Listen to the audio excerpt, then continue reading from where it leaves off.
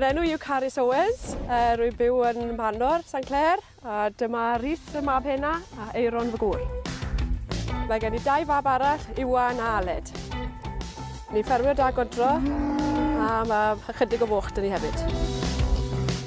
Fi'n credu bod fi'n ffarmod a fi'n mas o nappies fi'n credu. Odi mae'n gwaith galed, mae'n oriau hir, ond yna beth dwi'n moyn wneud. A mae yn y calon a amser mae rhywbeth chi moyn wneud, chi dim ond wneud eich gorau chi.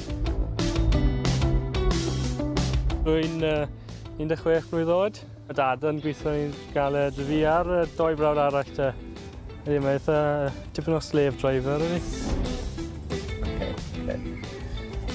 Jobs fi ar ffarm wedyn, fi'n neud gwaith tractors i gyd.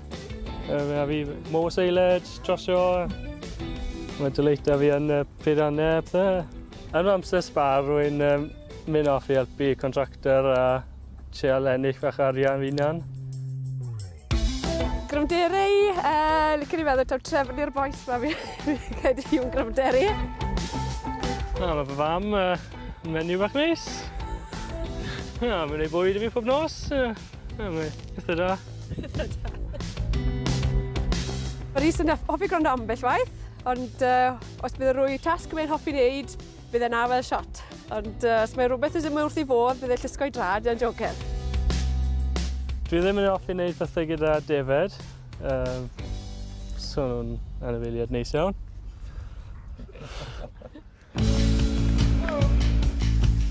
Sa'n siŵr os ydw i'n cystadleuol yn unan, ond gewn ni weld yn ystod y raglen, fi'n siŵr bod gweddill y teulu yn. Rwy'n aelod o Clwb Ffermwyr Ifanc St Clair. Rwy'n neud lot o cystadleuaeth yn y clwb. Os ni'n neud e'n iawn i fer yn gorau.